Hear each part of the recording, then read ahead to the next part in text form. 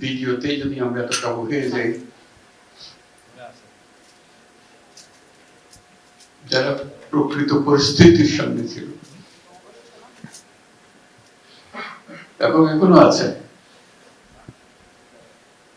তাদের সে পরিস্থিতির শেষ হয় নাই। তাদের অবস্থা কিছু কি আছে? আমরা হেঁটে হেঁটে দেখে গেলাম কতগুলো ছবি, কতগুলো বাস্তব স্কাল্পচার অনুভব করার চেষ্টা করেছি সেদিন কিরকম ছিল, কি হয়েছিল তার।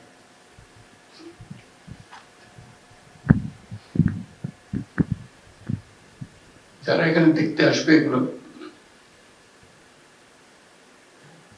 তাদের জন্য একটি অনুভূতি আসবে,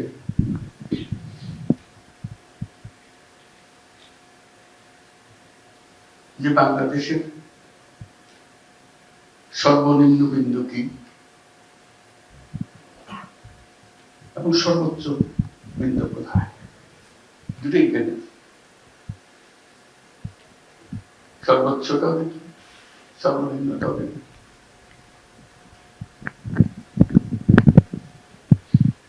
আমরা বিন্দু থেকে কত দূরে থাকতে পারি সেটা যদি আমরা মনের মধ্যে আমাদের আশা জাগে যে আমরা এই নিম্নের থেকে দূরে দূরে অনেক দূরে। উপরে যখন এত উপরে আমরা উঠতে পেরেছি, আমরা আসমানও ছুঁতে পারি। এবার সেজন্য আসি এটুকু শুধু দেখার। পৃথিবীতে বহু জাদুঘর আছে, বহু মিউজিয়াম আছে, তাদের সংস্কৃতির উপরে আছে, তাদের রাজা রাজার কাহিনীর উপরে আছে, তাদের ইতিহাসের উপরে আছে। আমাদের মতো জাদুঘরের কোথাও নেই। জীবন্ত একটা জিনিস ভোগ করে। যারা এই জাদুঘরের উপজীব্য এখানে যাদেরকে আমরা দেখতে আসি, তারা এখানে বসে আছে। তাদের কবর এখনো টাটকা।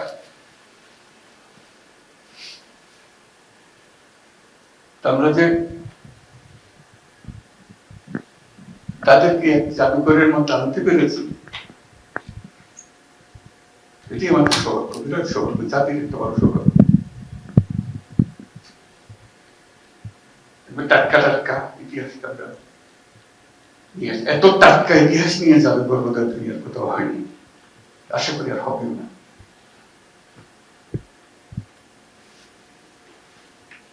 রক্ত না শুকাতেই জাদুঘর করে দেখানোর জন্য। তার প্রতিটি জিনিস যেগুলো দেখছি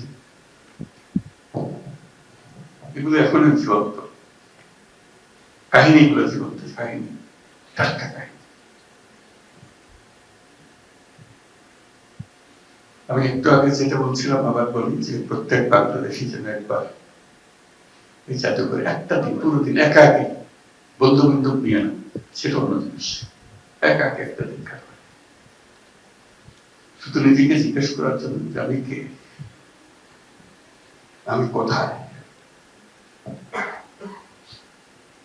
আমি কোথায় যাব, কোথা থেকে আসছি। এটার জব এখানে আছে। নিজের জব নিজে খুঁজে বার করবে, কত লিখে দেবে না যে এটাই তোমার জব।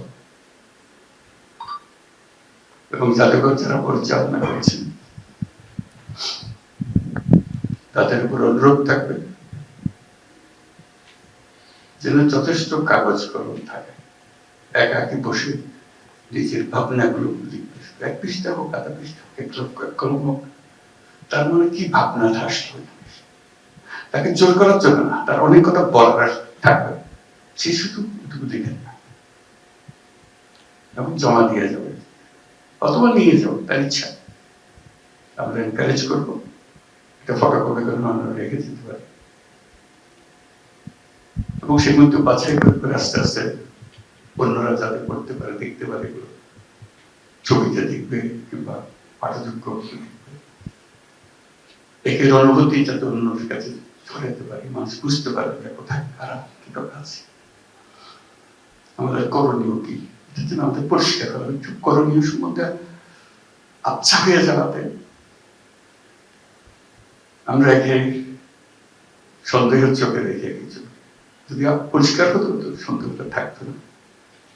এটা তো পরিষ্কার জিনিস, এতে কারো সন্দেহ করার কিছু নেই।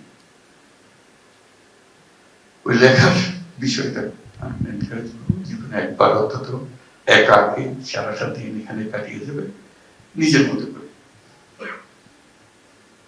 আর একটা আসার কথা বলছিলাম যে আমরা মাঝে মাঝে দিশাহারা হয়ে যাই, অনেক রকমের চিন্তা, অনেক রকমের বিবাদ আমাদের মধ্যে এসে যায়, আমরা ভুলে যাই কোথা থেকে আসলাম।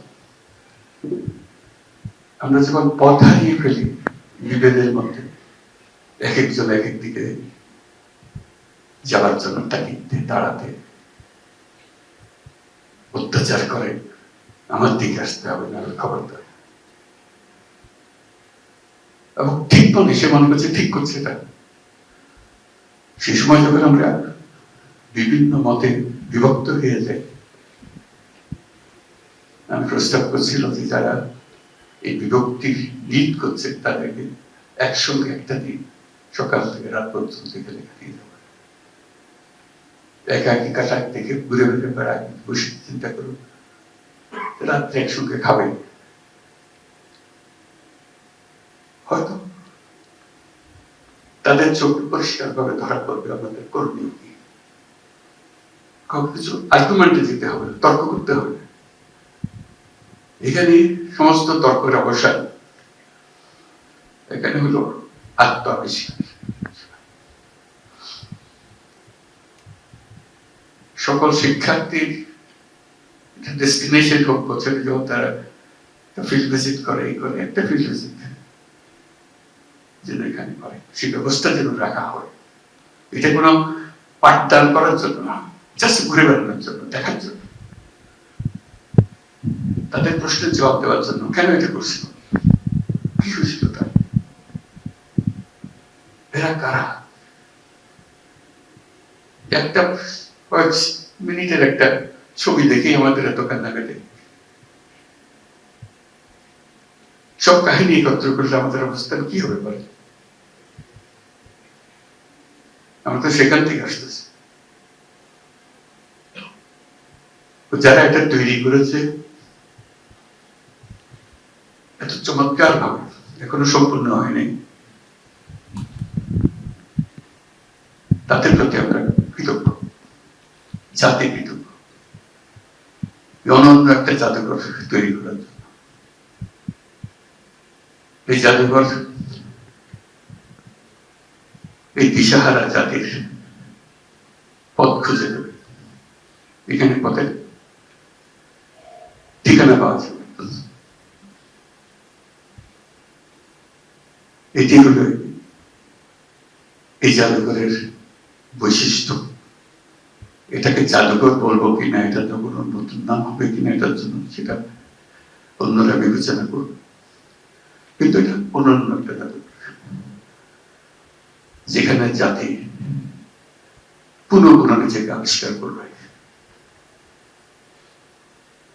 তো যারা এটার প্রণেতা, বিচ্ছিন্ন ভাবে আমরা সব টুকরে টুকরে সব জানি, আমরা কোনটাই অপরিচিত, সবার পরিচিত।